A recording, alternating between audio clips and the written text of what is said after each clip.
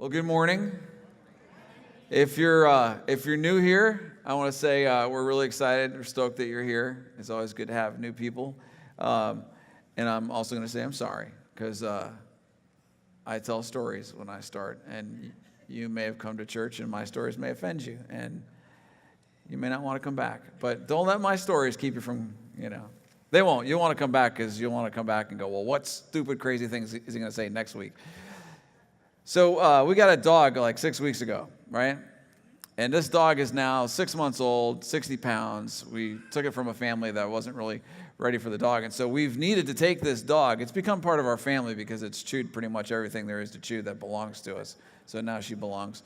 So we're trying to get this dog to training, and we had to jump through several hoops. She had to go through to the vet, all this stuff. So Monday night, Kara comes home, and she's like, in order to get this dog to training on Wednesday, we need a sample. I'm like, okay, cool. And then I was like, oh, a sample.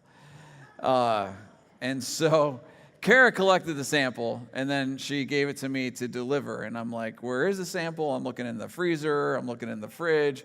I'm just telling you, I'm looking for it in these places. And so I text Kara, and I say, where is it? She's like, it's by the back door. You think I'm going to put it in the fridge?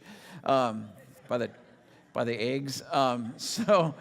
So I get this thing, and it's wrapped in plastic and in one of these like Tupperware things. And I go to the place in Woodinville where we live, and I say, I have this for you. And she knew what it was, and she says, so what is it? And I said, well, it's like fecal. She goes, oh, you mean stool? I'm like, what? Could we just not say it and move on? And she's like, what's it for? I'm like, I don't know. I'm just a delivery guy. Call my wife. I think it's for a class for the dog, And I'm walking out. I'm looking for the nearest hand washing station, and I hear this, hey, Todd. And I turn around, and she goes, would you like your Tupperware back? And I'm like, there's no way I want that Tupperware back. Not for any reason whatsoever. And then to add a little more interest to the story, that night I pick up our vet's daughter and our daughter Sophie are in the same soccer team. So I take the girls to soccer, and I see our vet there, and I said, hey, she's our neighbor and our friend. I said, Lizette, do you know that your intake person offered my sample container back to me? And she goes, you would not believe how many people want their Tupperware back. That's sick. I'm just going to say that is sick and wrong. And if that's you, okay, but I want a disclaimer when I come to your house before you. If I have dinner at your house and you're going to offer me anything to take my food home in, I am going to be suspect. Hey, I had to say it. It had to be said. So there you go. So if you're new, that's what you get pretty much every other week, something like that. So let me ask you a real question to get us started. When was the last time you were afraid for your life? When was the last time you truly feared for your life? We're going to look at John 6 today, and it's a story, not a story, but an account where Jesus' disciples found themselves in a situation where they feared for their lives. And it was late one night as they were crossing the Sea of Galilee where they feared they may not make it. And so we're in the fifth sign in our series, The Seven Signs of Jesus of Nazareth. And the Apostle John, once again, what he does with these signs is he reveals the tangible reality of the miracle. He tells us what happens. Okay, Jesus calms the fear of the disciples. He goes to their needs. He goes to where they are. He meets their needs.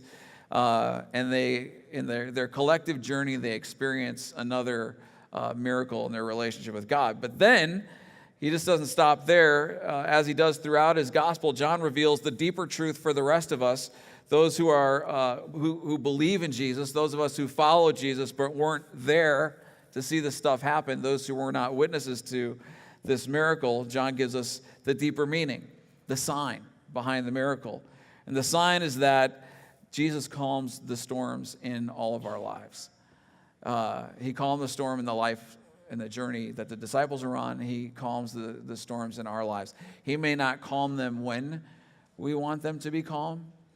He may not calm them the way that we ask him or hope that he calms them. We may have to wait longer, but as we'll see, he is always watching. He is always aware.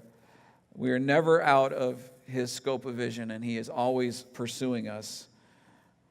And though the storms of life may toss us about as they do and batter us a little bit, Jesus will come and not only bring calm to where there was once a raging storm, he will bring peace to our lives and purpose. Peace like we've never experienced before, and purpose that gives our lives meaning we never thought we could have, and meaning we can only have in a relationship with Jesus.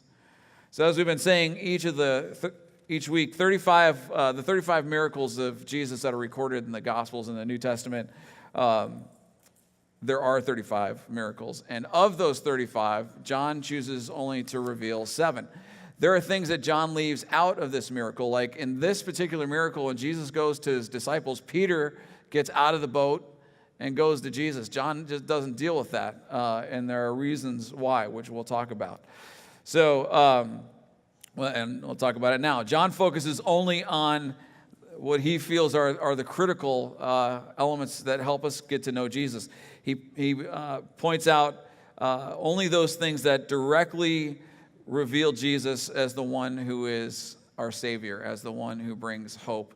And while it's awesome, I know it's the one who brings peace to our lives, and as awesome as it is to show the story of Peter, and as significant as that story is, Peter getting out of the boat and walking on water and having to do with faith, for John, that wasn't central to his message. His message was all about revealing Jesus to people and keeping it simple, and so he leaves some stuff out.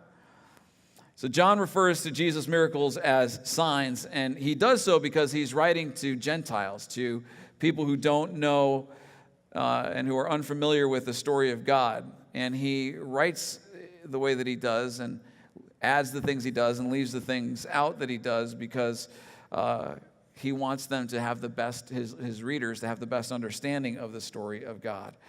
It's as if John is saying, for those of you who weren't with us when we spent 3.5 years covered in the dust of our rabbi Jesus, and you might remember that that's a saying of honor. You know, if you were a disciple who followed your teacher well, you were known to be covered in the dust. And these 12 guys, or 11 of them, certainly were covered in the dust of Jesus. And he's saying, if you weren't there, which we weren't, as we were following our rabbi and teacher, Jesus, these are the only 7 miracles you really need to know about. Just as the number 7 itself represents completion and perfection, these 7 miracles represent the complete and perfect story of God revealed in Jesus. And they break through the span of time and speak directly into our lives. And John's message is this: grab hold of these signs, and the power of God will grab hold of your life. So when was the last time you were truly afraid for your life? I have a list of several things.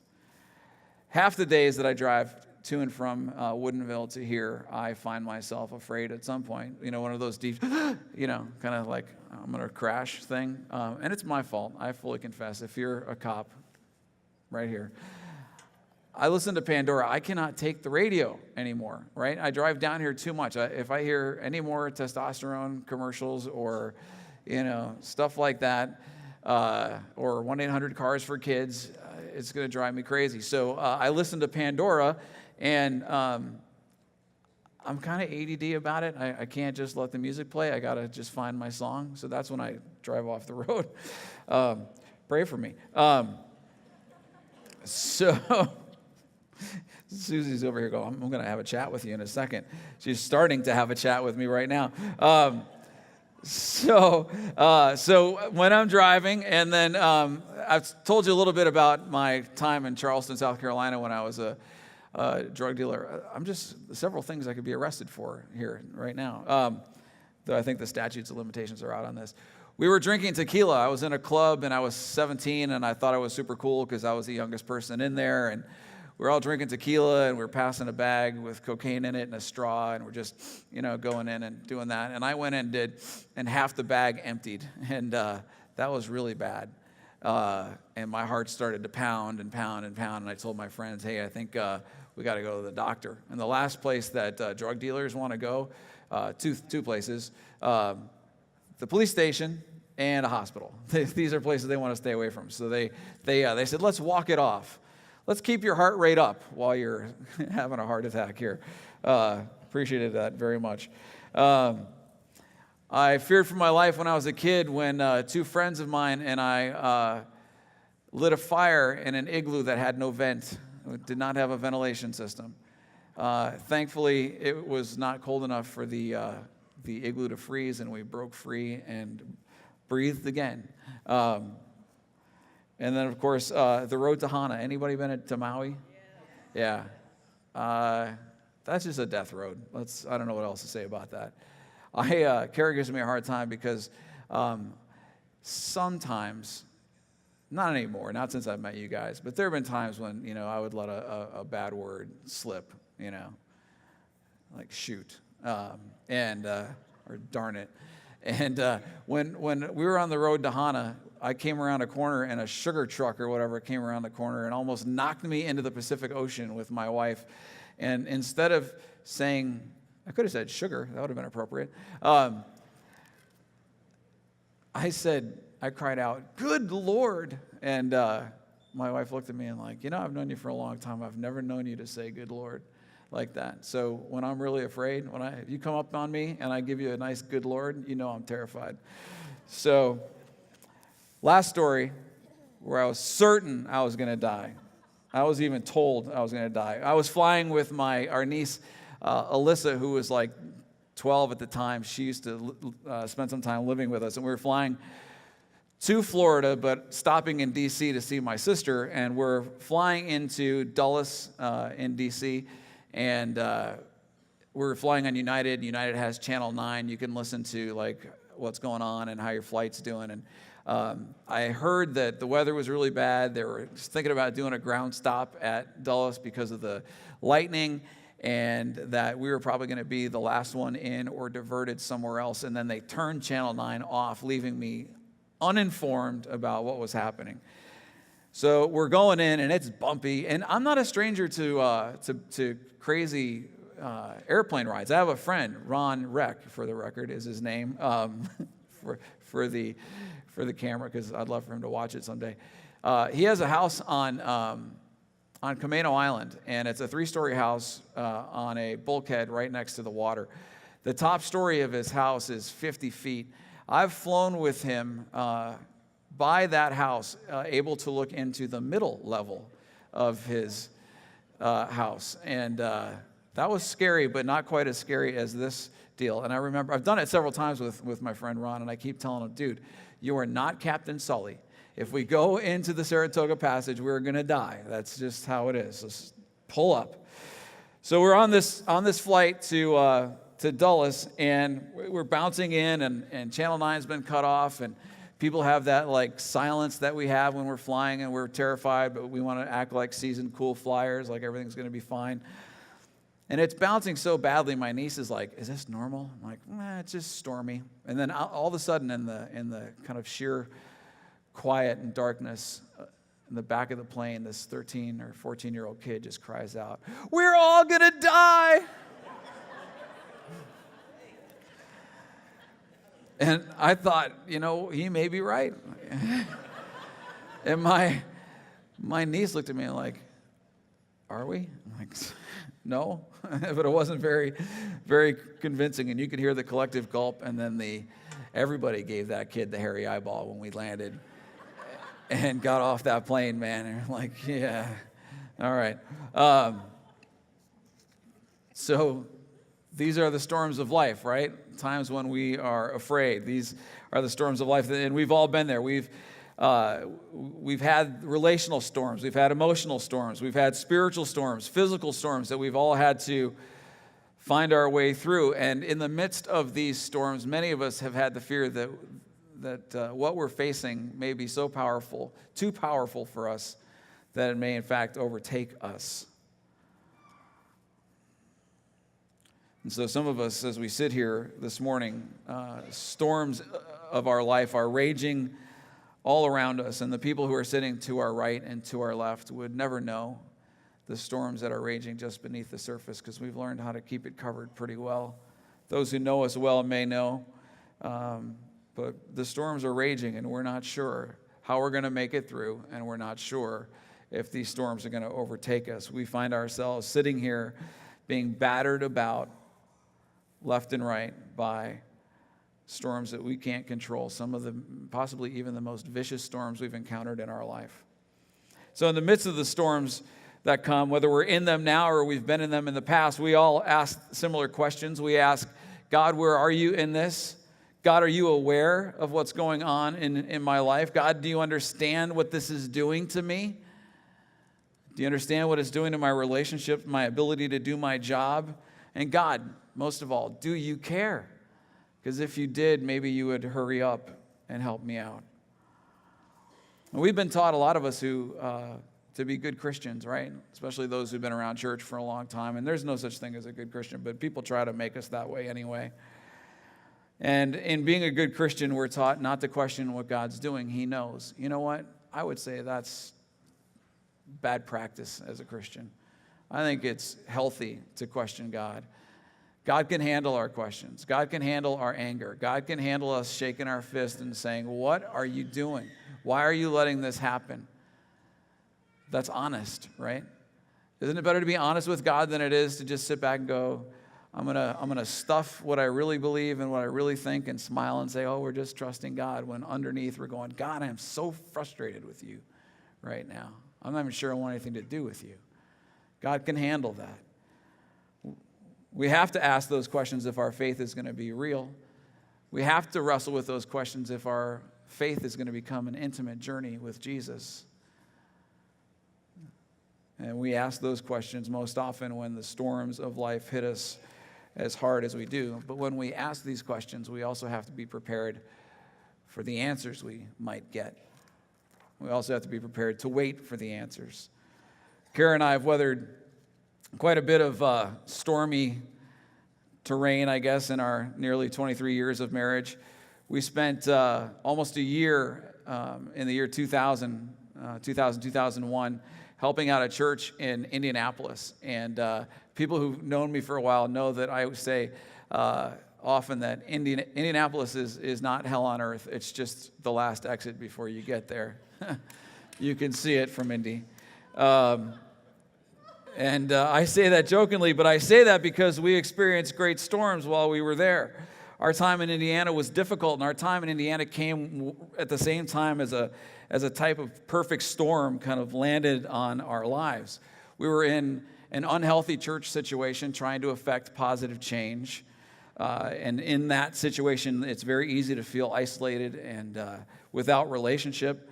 And during that time in Indianapolis, I made several trips down to, and we did several trips down to Florida to see my dad, who was in the final days of his losing battle against AIDS. And then we had a cancer scare with Kara. And I remember I was driving back from Chicago. I must have flown to Florida from Chicago. And I was driving on I-65, and I'd just gotten off the phone with Kara about what was going on with her. And I couldn't see the road anymore for the tears in my eyes. And I pulled over and just lost it and said, God, what are you doing? And why are we here? We have tons of friends in Seattle. We have people who can see us through. We are alone in this, and it seems like you don't care. But he did. It took a while to figure that out, but he did. So that was our biggest concern until we became parents. Since becoming parents, our perspective on things that cause us to pull over in tears has changed on many levels. Since becoming parents, one of the greatest storms we've gone through, I've told you, has been sitting for 2 weeks in Children's Hospital with our oldest, Gracie, while we watched a tumor grow and grow and wait for that thing to be removed and out of our life forever. But it's treacherous. It's torture to not know the outcome and to not know what God's going to do in your life. It's in the uncertainty of life's fiercest storms when we're tossed about looking for whatever we can to cling to that will carry us to shore, that we feel utterly alone and utterly afraid. And that's when we ask God, where are you? God, do you care? But God's watching. He's not watching like this. Let's throw this at him, see how they do. Let's give them another shot, see how they handle. He's watching with concern. He's leaning in. He's moving our way. He's watching, he's aware, and he's concerned, and he's always moving behind the scenes. He's moving behind the scenes in your life right now, in my life right now, whether the storm is raging or the clouds of the storm we're about to enter into are just forming on the horizon of our life. He is moving. He is watching, and he is pursuing, and he never stops. He never stops.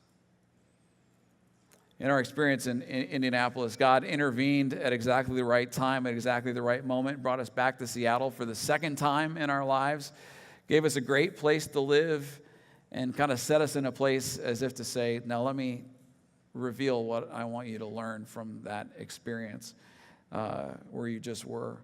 And then within days, I landed at Westminster Chapel in Bellevue in a ministry position there. And I learned a lot about myself in Indiana. I learned I didn't have a great deal of patience.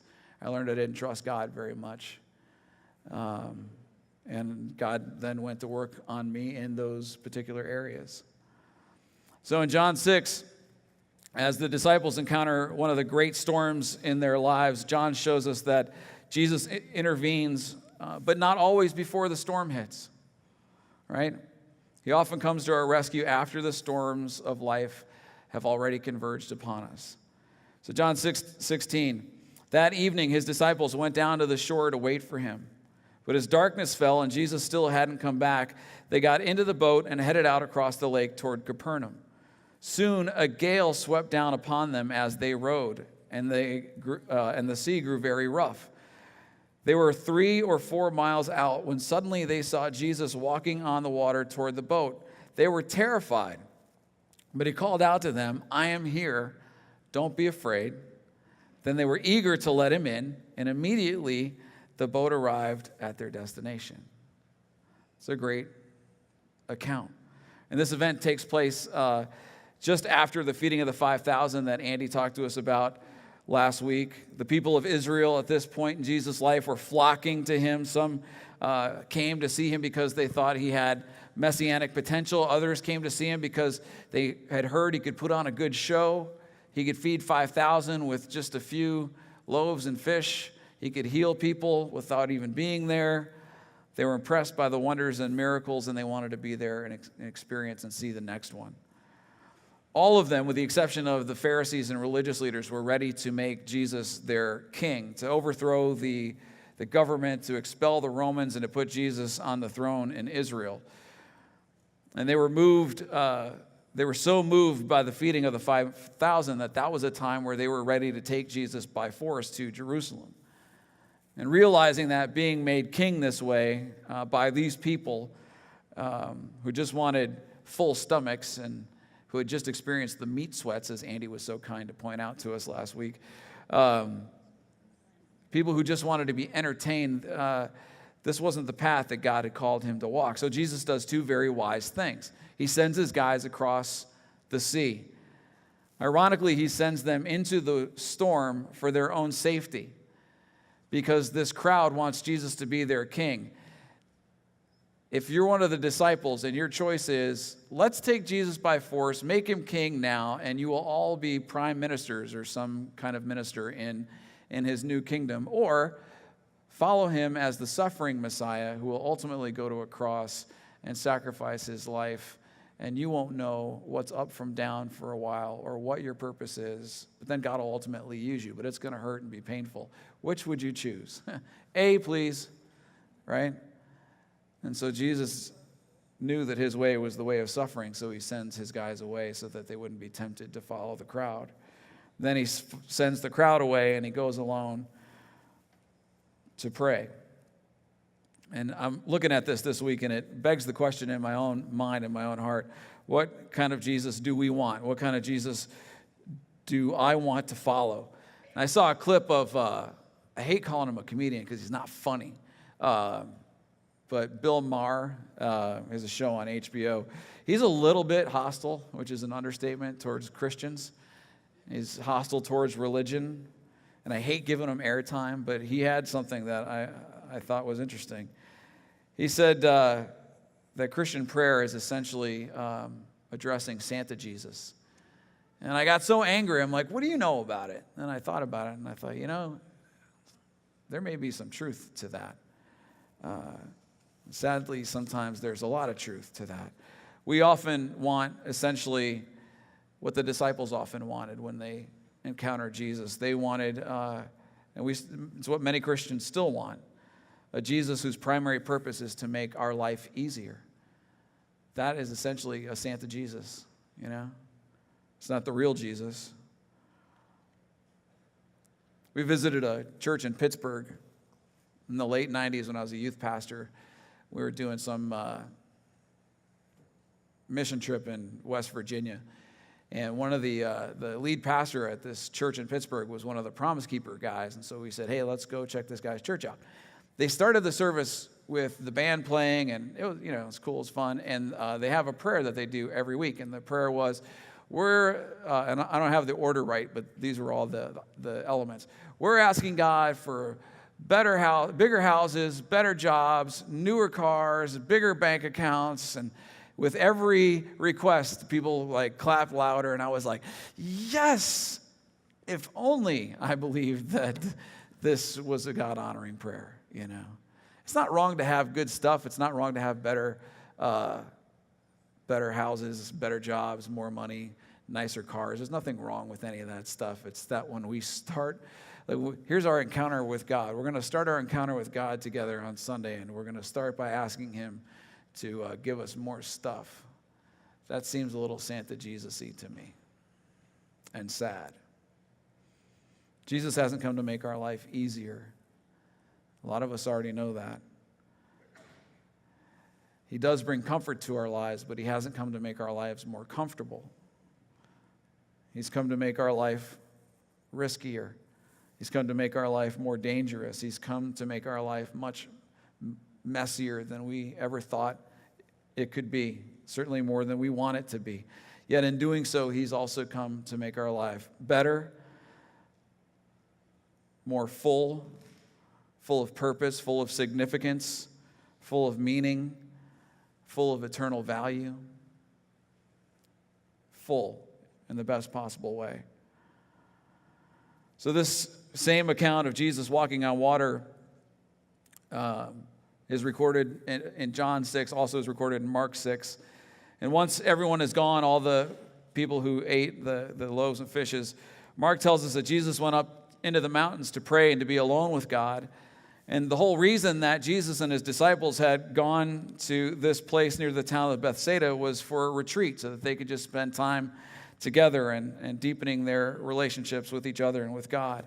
A lot was happening in the life of Jesus at this point. There were storms going on in His own life. Herod had killed his cousin, John the Baptist. The religious leaders were looking for ways to cut Jesus out, to kill Jesus. They were plotting against Him, and Jesus was tired. He was weary. He was tired from serving the needs. He was happy to do so, but He was tired from serving the needs of so many people, so many who were genuine and desperately needed Him and followed Him with the rest of their lives, but also so many who just wanted to see the show. He was weary. So Jesus' purpose here was to get alone with God and to build into the lives of His 12 guys, His 12 disciples. And while He had to send His guys away, He stayed and hung out with God for a while, because He still needed that intimate connection that kept Him connected to, that intimate connection with Jesus or God that kept Him connected with the purpose of His life, the mission of His life. It's so easy to get caught up in what we do for Jesus or what we do for God, that we leave out our relationship with God altogether. And Jesus models that we can't do that. Even in the busiest seasons, even in the craziest times, we've got to get away. We've got to take that time to have that intimate connection for us with Jesus, with the Father, for Him certainly with the Father. So the windstorms here are common in this region of Israel. And the one that hit the disciples, a gale force wind, came on unexpectedly. And the wind was sudden and it was intense, and it tossed the disciples around and caused them to struggle to stay afloat, and it made them absolutely terrified. So while the disciples are battling the waves and they're struggling with this storm, Jesus is on the hillside. He's watching them. It's mid-April. It's during the time of Passover. And on a clear night, it would have been like semi-daylight. So he can see them from where he is.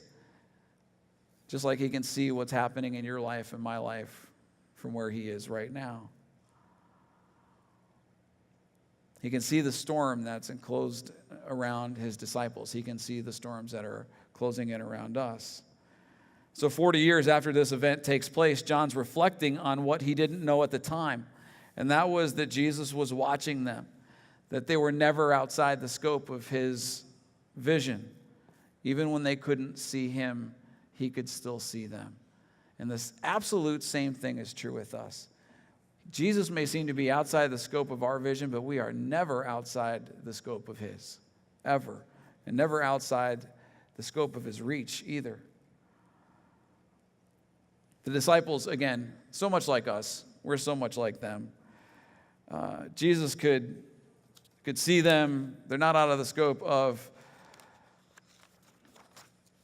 his vision, yet when he's out of the scope of theirs, they start to freak out, which is what we do.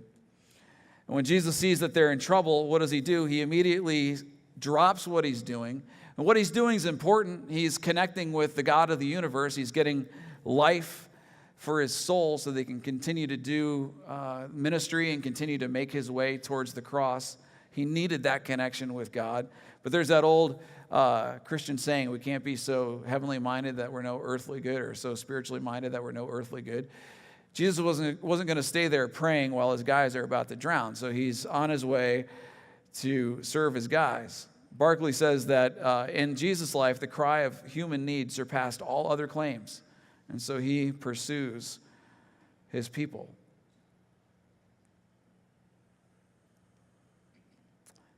Jesus does the same thing with us. Mark 6, verse 48 through 51. This is great stuff. This stuff, if you really read the Bible and you see what happens in it, you just think, God's pretty cool. He's got a good sense of humor.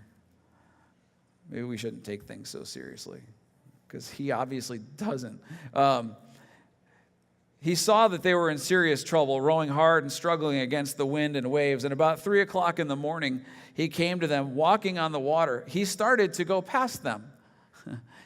They're struggling, they're dying, the waves are, we're going to, hey fellas, what's up?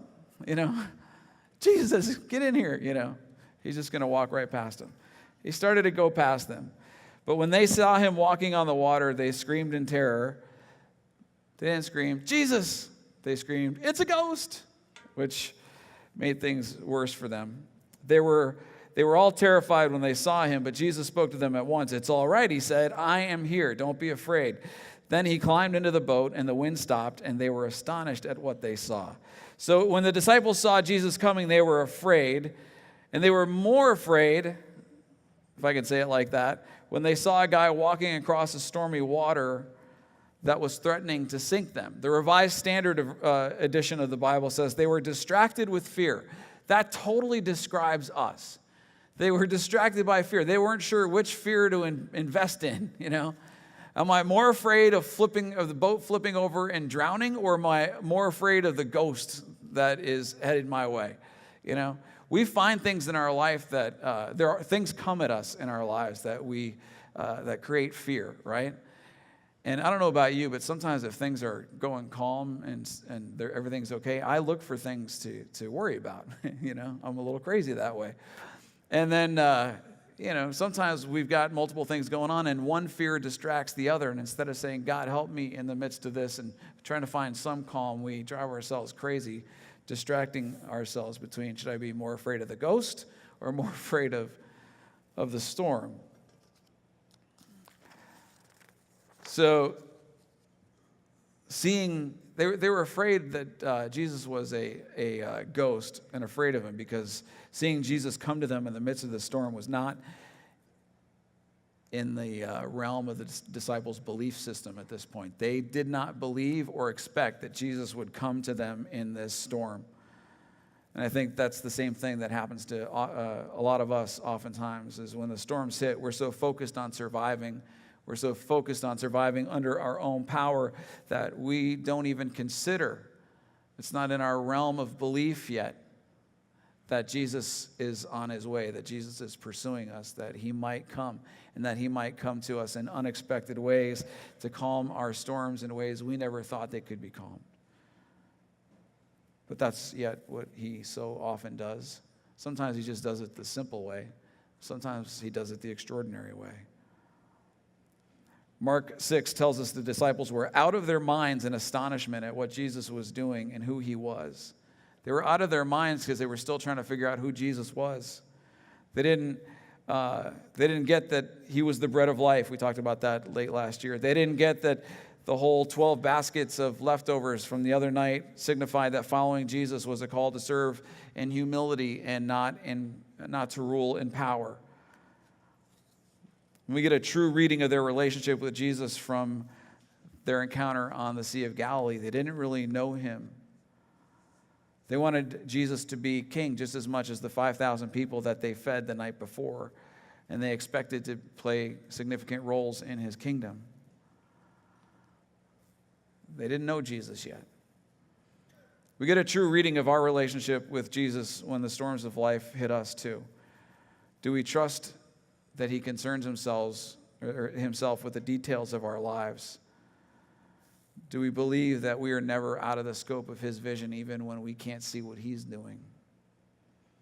Do we expect him? Do we ask him? Do we plead with him and trust him to make his way into the storms of our lives because we can't handle the storms on our own? And do we embrace him when he comes? Do we recognize him, or do we see him as a whatever ghost might be in our circumstance?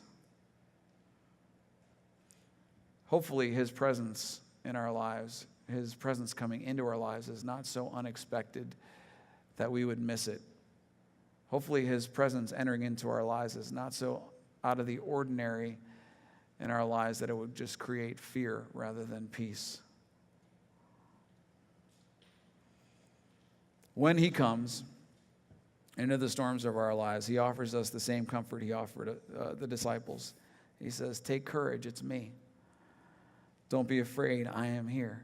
Both I am here, Jesus, and the great I am, the God of the universe. I am here. God's with you. And that's all the disciples needed to invite them into their boat, and suddenly they were okay. That should be all that you and I need to invite Jesus into whatever vehicle we are in as we navigate the storms of our own lives. God is with us, and the great I am has the power we will never possess to see us through whatever it is we face, whatever it is we are facing, whatever it is we will face in life. So as soon as Jesus enters the boat, the storm is calm, they arrive at their destination, and the sign there is whenever Jesus is invited into the circumstances of our lives, there is calm, and he takes us where we need to go. How many of us are desperate for that kind of calm that Jesus brings? How many of us need Jesus to be the one to provide the direction for our lives in these days? William Barclay. It's a simple fact of life, a fact which has been proved by countless thousands of men and women in every generation, that when Christ is there, the storm becomes a calm. The tumult becomes a peace. What cannot be done is done. The unbearable becomes bearable, and we pass the breaking point and do not break. To walk with Christ will be for us also the conquest of the storm. The sign today is that Jesus can be trusted to come to us in the midst of our storms, and when he does, he brings peace unlike we've ever known. And what's more, the storm that we've just gone through teaches us how much more we can trust Jesus than we did before the storm. Which is why Jesus doesn't often rescue us before the storm. He rescues us more often in the storm. So So what John wants us to grasp here is not that Jesus walked on water, but what Jesus did for them. He wants us to know that Jesus watches us always. Psalm 37:23, the steps of the godly, that's any one of us that has entered into a relationship with Jesus. The steps of the godly are directed by the Lord. He delights in every detail of their lives. Though they stumble, they will not fall, for the Lord holds them by the hand. It's good news because we do a lot of stumbling and fumbling, don't we? Second thing, Jesus comes to our rescue when the storms are raging, because he'll never leave us. Hebrews 13:5-6. I will never leave you or forsake you. I will never fail you, it says in the New Living. That is why you can say with confidence, the Lord is my helper, so I will not be afraid. The third thing, Jesus takes us where we need to go. If we allow him, if we trust him, if we come through these storms and say, wherever you want me to go, you've got my heart. Mark 8:34-35. If any of you wants to be my follower, you must turn from your selfish ways, take up your cross, and follow me. Because the reality is, in the next line, if you try to hang on to your life, you'll lose it. But if you give up your life for my sake and for the sake of the good news, you will save it. What storms are we facing these days? Do we believe that Jesus is watching us even though we can't see what he is doing? Do we believe that he is pursuing us, making his way towards us? Are we desperate to recognize him when he comes? Will we invite him into our boat, whatever that boat may be, when he arrives? Because he is pursuing us. As discouraged and uncertain and fearful as you walked in these doors today, you can be encouraged and hopeful to know that Jesus is aware and he is pursuing you. Will you invite him in? Will I invite him in to whatever my boat is? Maybe that's what we need to do. Maybe that's what we came here for today. To do that for the first time. To do that all over again. Let's have whatever transaction we need to have with God before we leave. Let me pray for us. God, by transaction, I mean we desperately need you. For those of us who've come out of storms recently, we can look back and see without you, we wouldn't have made it through it. For those of us with storms on the horizon, we're looking for you because we know we need you in that storm. And for those of us who are sitting in the epicenter of the storm of this day, this season of our life, we need you. Some of us, God, we're sitting here in storms and we've never entered into a relationship with you, Jesus, and we are desperate for that. May we have a clarity that you died on the cross for us, that you looked into time and you saw our face, you knew our name, and you hoped that we would understand that you were giving your life so that we could be free, so that we could be in relationship with you, not just so that we could go to heaven and live with you in eternity, but that we could live with you and have purpose and significance and hope as long as we walk this earth. If that's where we're at, God, don't let that need escape us. And for the rest of us, God, who have known you for a while yet realize we are in desperate need of a fresh encounter with you, don't let that realization escape us either. We pray in Christ's name. Amen.